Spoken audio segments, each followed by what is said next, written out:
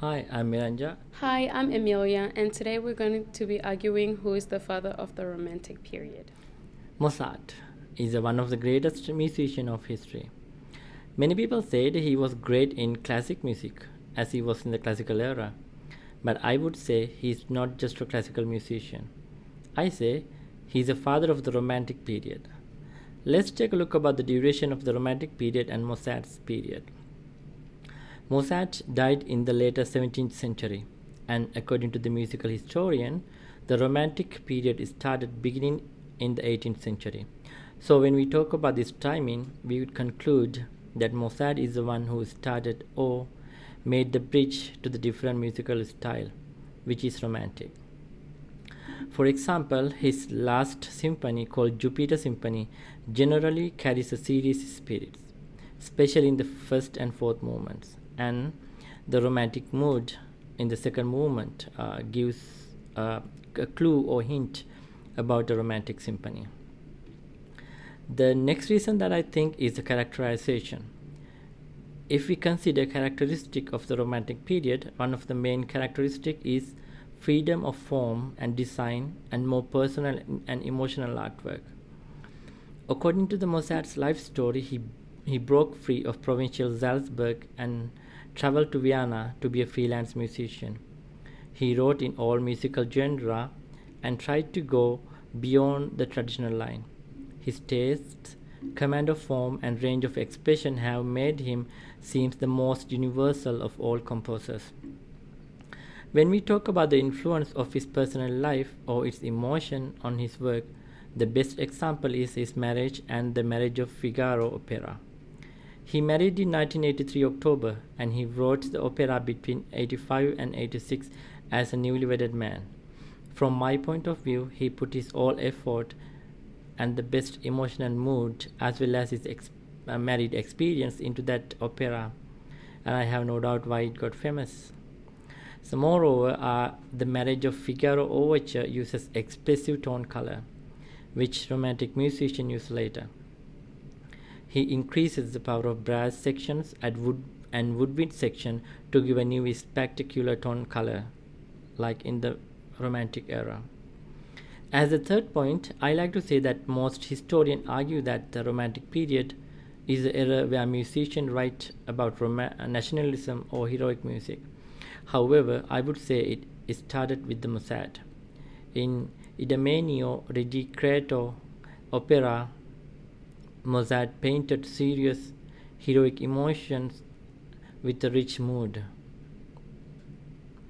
He includes plain, recitative, and bravura singing.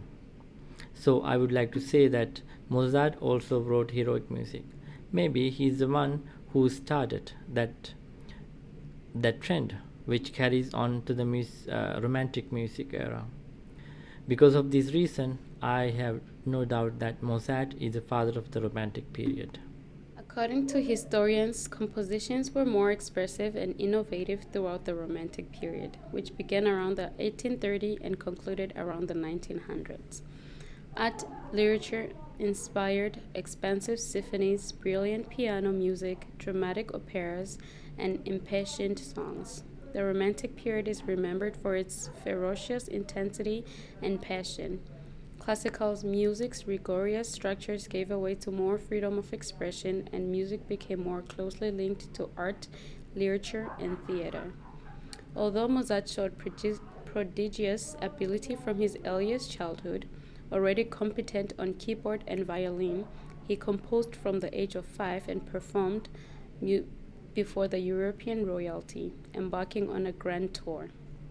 At 17, Mozart was engaged as a musician at the Salzburg court, grew reckless, and traveled in search of a better position. During his final years in Vienna, he composed many of his best known symphonies, concertos, and operas, and positions of the Requiem, which was largely unfinished at the time of his early death at the age of 35. With all that being said, Mozart was not as nearly as creative as Beethoven was with his music. Here's the first proof that Beethoven is the father of the Romantic period.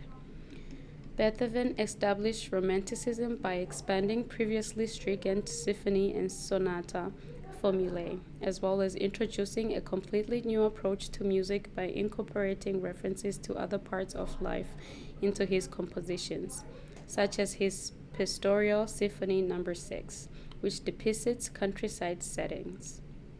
Beethoven is considered as the first Romantic composer, no doubt due to the passion and detail that propelled his works. Beethoven's music reflected the time period in which he lived.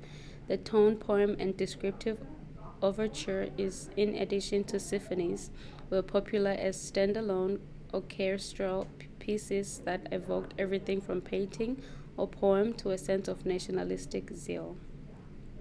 Another reason that made Beethoven great is how he was not afraid to be creative with his music.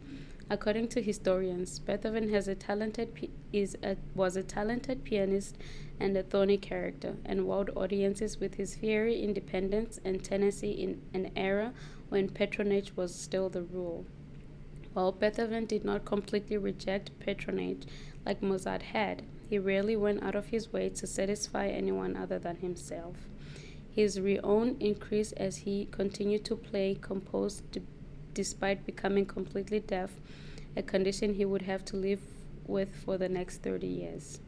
Instead of hindering his creation, his individualistic style grew stronger as he became aware of his oncoming deafness, resulting in some of his most treasured pieces, such as his last three piano concertos and the legendary Fifth Symphony.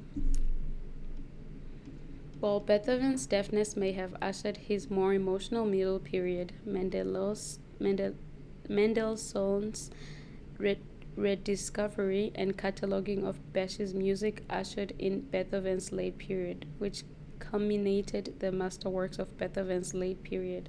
Despite the fact that Beethoven had performed Bach's well-tempered clavier publicly since he was 12, his rediscovery sparked a new interest in the Baroque master style, leading to an intensely contrapuntal masterworks of Beethoven's later life, such as the Ninth Symphony, Missa Solemnis, and his late string quartets.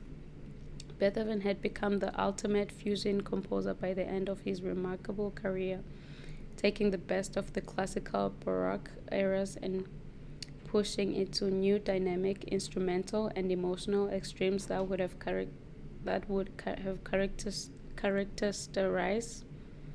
the Romantic era of music. Beethoven never gave up, even with his physical barriers.